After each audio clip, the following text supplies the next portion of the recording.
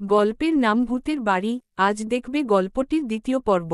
রাহুল দৌড়ে লাইট জ্বালায়, কেউ নেই। তন্ময় কাঁপছে, বলে, বাবা, ও আপুকে ডাকছিল। রাহুল অবাক, তাদের তো কোনো মেয়ে নেই। সকালে নীলা বাড়ি পরিষ্কার করতে গিয়ে সিঁড়ির নিচে পায় একটা পুরনো খেলনা পুতুল। পুতুলটার এক চোখ নেই, মুখে শুকনো রক্তের দাগ। নীলা সেটা ফেলে দিতে চায়, কিন্তু তন্ময় জেদ ধরে, এটা আপুর পুতুল।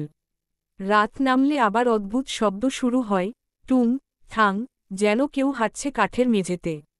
রাহুল ফোনে পুলিশ ডাকতে চায়, কিন্তু নেটওয়ার্ক নেই, ফোন কাজ করছে না। হঠাৎ জানলার পর্দা নড়ে ওঠে, কেউ বাইরে দাঁড়িয়ে আছে। রাহুল দরজা খুলে বের হয়, কিন্তু বাইরে কেউ নেই, শুধু বাতাসে গন্ধ।